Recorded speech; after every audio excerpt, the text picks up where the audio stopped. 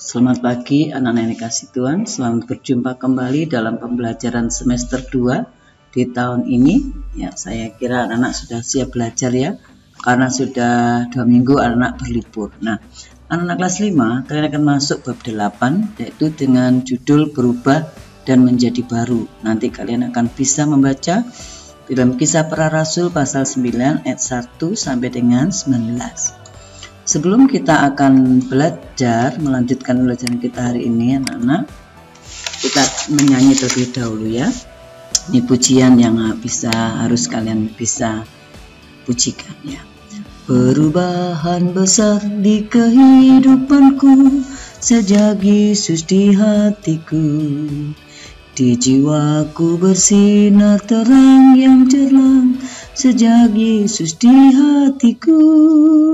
Sejak Yesus di hatiku, sejak Yesus di hatiku, jiwaku bergemar bagai ombak besar. Sejak Yesus di hatiku, aku tobat kembali ke jalan benar.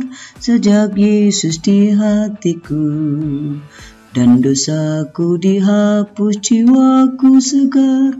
Sejak Yesus di hatiku, sejak Yesus di hatiku, sejak Yesus di hatiku, jiwaku bergemar bagai ombak besar. Sejak Yesus di hatiku, aku rindu pergi ke tempat Tuhanku. Sejak Yesus hatiku, aku riang gembira berjalan terus.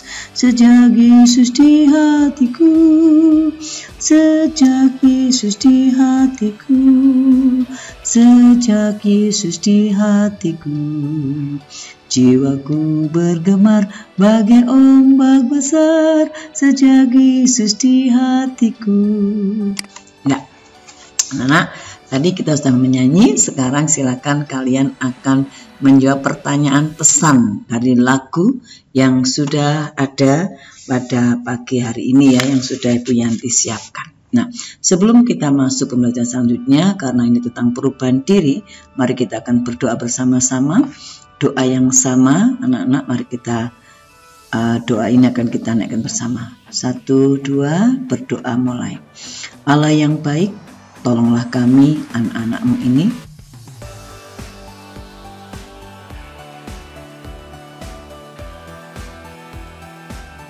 mencerminkan ajaran-Mu dalam kehidupan kami sehari-hari. Dalam nama Yesus, amin. Ya, puji Tuhan anak-anak, anak-anak akan mendengarkan cerita, akan Bu Yanti sampaikan cerita di mana ada seorang perempuan yang sedang menunggu di bandara ya. Karena waktu itu jadwal penerbangan masih terlalu lama, ia menghabiskan waktu untuk membeli buku dan sekantong kue di sebuah gerai di toko bandara. Kemudian ia masukkan kantong kue itu ke dalam tasnya, lalu mencari dan menemukan tempat duduk.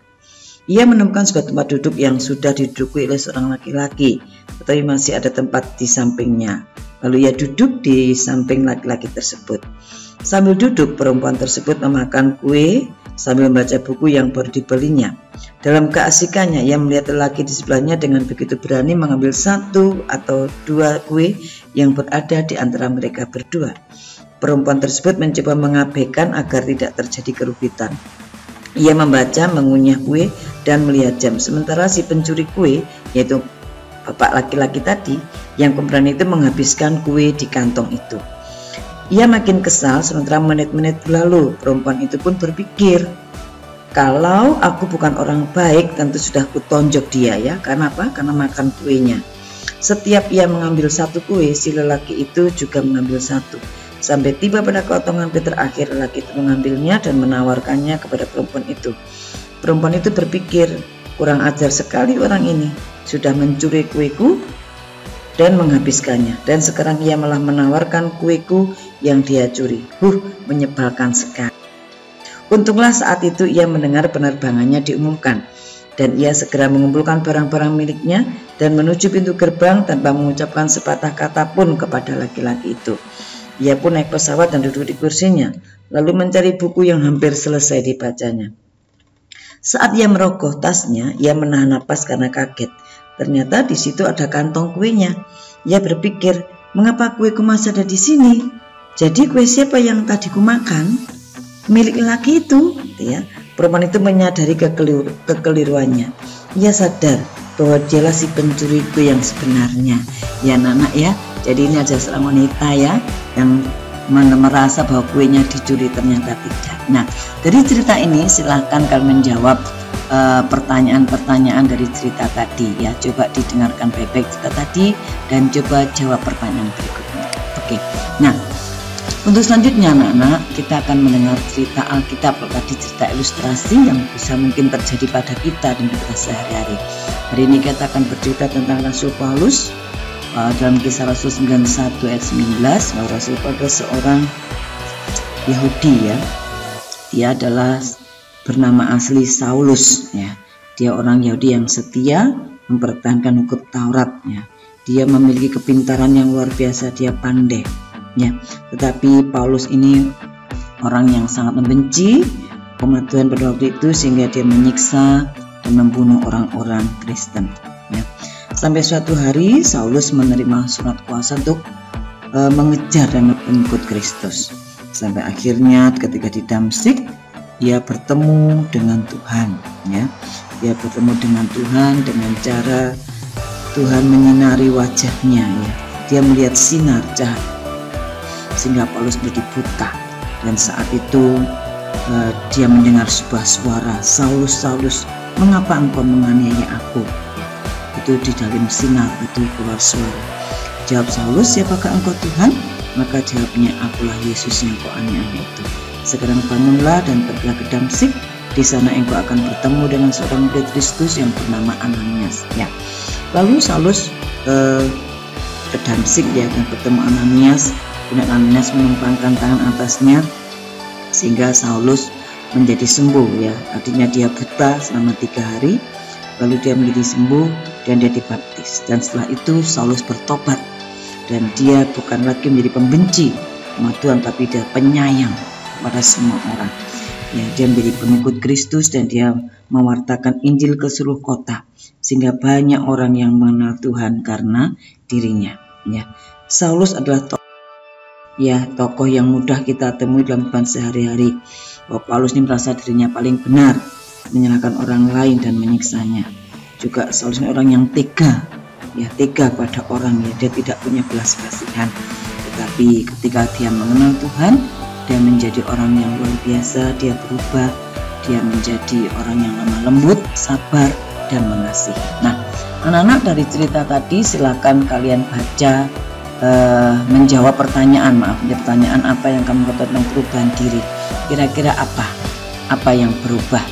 Perubahan apa yang dialami Saulus sebelum dia menjadi Paulus, dan apa yang Allah kehendaki untuk kamu ubah. Ya, coba perhatikan, coba direnungkan dari apa yang sudah kita dengar dari cerita ilustrasi dan juga cerita tentang Paulus ini.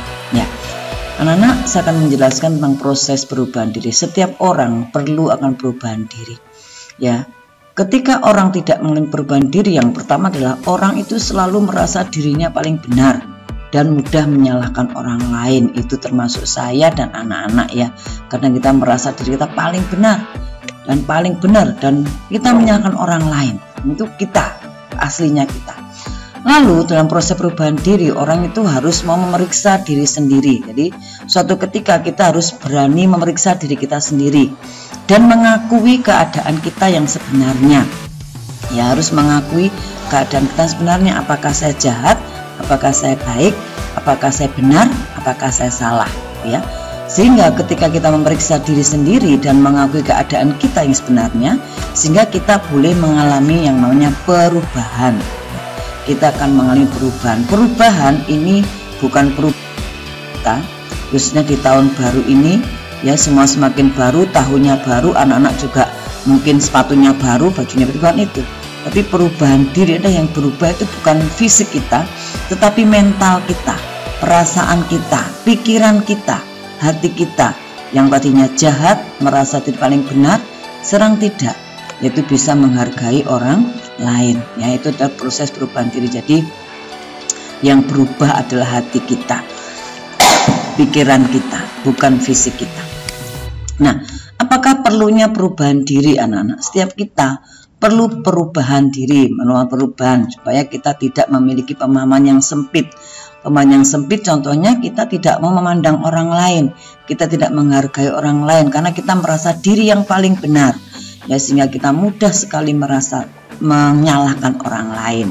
Yang merasa diri benar ini sangat-sangat berbahaya karena kita tidak akan pernah mengalami perubahan dan pikiran kita sempit. Ya.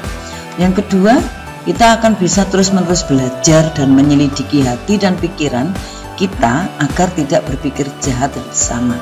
Jadi perubahan diri sangat penting, yaitu supaya kita bisa belajar menyelidiki hati kita sendiri, pikiran kita sendiri, ya, supaya kita tidak berpikir negatif atau dikatakan negatif thinking terhadap sesama kita, tapi kita mau melihat diri kita bahwa kita juga salah, ya, sehingga kita bisa meminta maaf pada orang lain. Nah, itulah perlunya perubahan diri. Ya, tentu saja banyak hal juga, yaitu mental kita akan berubah, hati kita akan berubah, juga cara berpikir kita. Nah, inilah di tahun baru ini kita perlu berubah, bukan fisik kita tetapi hati kita, pikiran kita, mental kita. Ya, untuk itu anak-anak ada tugas tambahan, yaitu ada apakah jujur aku dan perubahanku. Apa yang terjadi di masa yang lampau di tahun 2020? Mungkin ada hal-hal yang tidak menyenangkan orang lain, menyakitkan hati orang lain, orang tua, sesama, ya, semua. Dan mungkin Tuhan, maka kamu harus berubah. Maka apa perubahanmu? Ya, di tahun baru ini tentu harus ada perubahan-perubahan yang terjadi dalam kehidupan kita. Terima kasih untuk perhatiannya anak-anak. Tadi sudah memperhatikan pelajaran. Tentu selamat mengerjakan tugas sampai selesai. Tetap semangat ya anak-anak ya, dan jaga kesehatan. Salam sehat. God bless you.